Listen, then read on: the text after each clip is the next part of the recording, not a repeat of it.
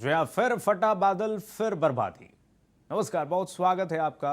India news देख रहे हैं आप, मैं हूं आपके साथ कीर्तिमान सिंह। देहरादून में उत्तरकाशी के लिए रवाना हुए देहरादून से मुख्यमंत्री धामी। और जुड़ी इसी खबर पर हमारे साथ वरिष्ठ सहयोगी संजय श्रीवास्तव जुड़ गए हैं। संजय, वो तस्वीरें इस वक्त सभी के जहन में हैं कि किस तरह से चंद सेकंड में पूरी की पूरी जो वहाँ की भौगोलिक स्थिति है वो बदल गई। और अभी आधिकारिक जो आंकड़े अभी सामने आ रहे हैं वो क्या है, जरा ये भी बताइए, स्थिति क्या है, क्योंकि मुख्यमंत्री भी वहां पर पहुंचे हुए हैं और 2 दिन तक वहां पर रहेंगे अभी। देखिए, ये लगभग 20 घंटे हो चुके हैं। 20 घंटे पहले ये बड़ी त्रासदी, इसको कह सकते हैं कि दैवीय आपदा आई, और उस आपदा से निपटने के लिए सरकार पूरा प्रयासरत है। आपने बात की मुख्यमंत्री की, कल मुख्यमंत्री से गृह मंत्री ने बात की, आज सुबह प्रधानमंत्री ने खुद फोन करके मुख्यमंत्री से सभी जानकारी को इकट्ठा किया। उसके बाद उन्होंने सभी मदद का आश्वासन भी दिया। ये बड़ी चीज है, प्रधानमंत्री खुद फोन करते हैं और फोन कर करके कहते हैं कि अगर देवभूमि में कोई समस्या आई है, उसके लिए जो भी चीजें चाहिए, हर चीज केंद्र सरकार से आपके पास उपलब्ध है। उस बात को करने के बाद मुख्यमंत्री यहां से उड़ के जाते हैं उत्तरकाशी। उत्तरकाशी में थराली, जहां पे ये घटना घटी है, उसके आसपास जितने लोग प्रभावित लोग हैं, उन्हें बचाने का प्रयास किया जा रहा है। मैं आपसे बताऊं कि इस काम में केवल एनडीआरएफ एसडीआरएफ नहीं लगा है, सेना भी लगी हुई है।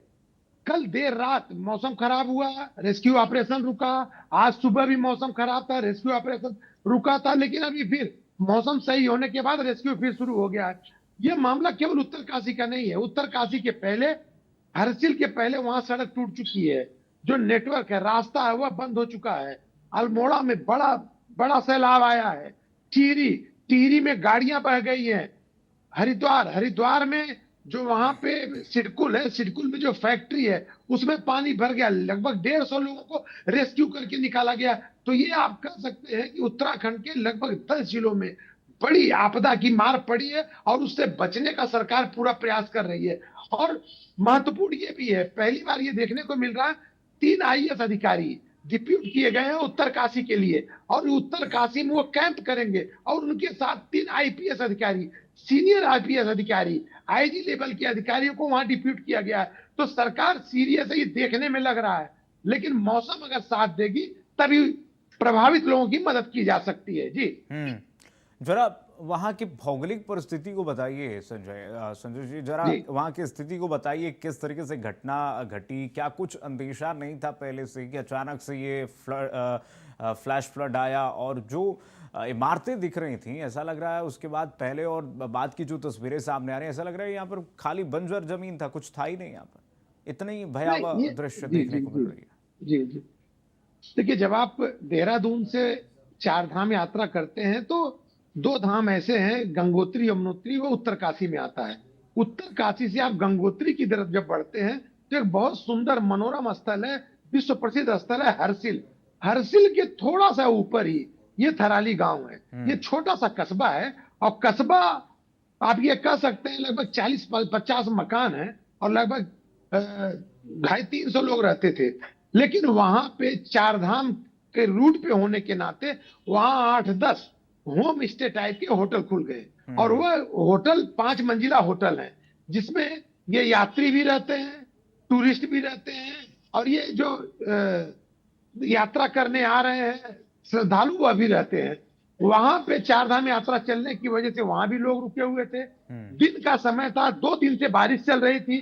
बारिश उस समय, बारिश को देखते हुए लोग दिन में बाहर नहीं निकले थे। तो उस हम्म। कस्बे में जो छोटा सा दुकान, मतलब बाजार है, उस हम्म। बाजार में बैठे थे। और 1 और 2 के बीच लगभग 1:20 पे एकाएक ऊपर से पहाड़ का गिरना शुरू हुआ। पहले पानी निकलना शुरू हुआ, फिर पानी ने पहाड़ को, हम्म। जो मलबे को लेकर के नीचे आया है।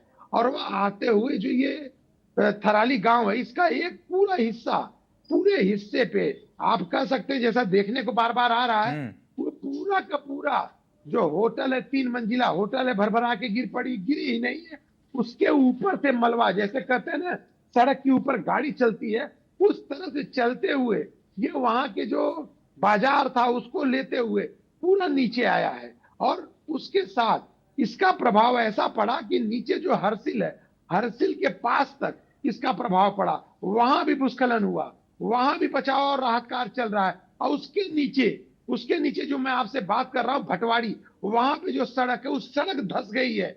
क्योंकि वहां जो जिस तरह से आपदा आई है, सड़क वहां पे अगर पानी बहा है तो उसका प्रभाव पूरा लगभग ये 25 से 30 किलोमीटर का एरिया है जो प्रभावित हुआ है। जी। पानी कम और मलबा ज्यादा आ गया, जिससे पूरी की पूरी जमीन जो है अब इस वक्त छत की तरह नजर आ रही है, खुला मैदान की तरह नजर आ रही है।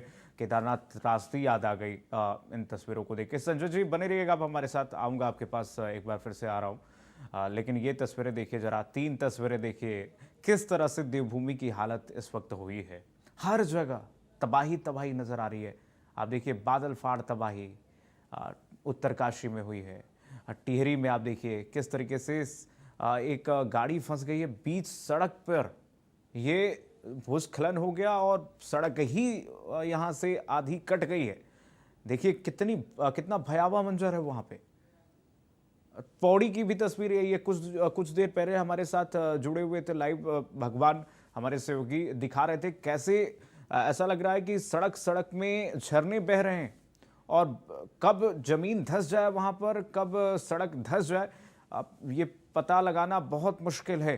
कुदरत का कहर किस तरीके से देवभूमि में पहाड़ों को तबाह कर रहा है, लोगों के लिए इस वक्त मुश्किलात पैदा कर रहा है। आप तस्वीरों को देखकर अंदाजा लगा सकते हैं कि एक तरफ नदियां उफान पर हैं, विकराल रूप धारण की हुई हैं, और दूसरी तरफ जो त्रासदी की तस्वीर कल हर्षिल सेक्टर से आई, उसको देख करके अंदाजा आप लगा सकते हैं कि क्या इस वक्त स्थिति है। रुद्रप्रयाग से खबर बताते हैं आपको। केदारनाथ धाम यात्रा स्थगित की गई है। रुद्रप्रयाग में देर रात से लगातार बारिश हो रही है और इसको देखते हुए केदारनाथ धाम स्थगित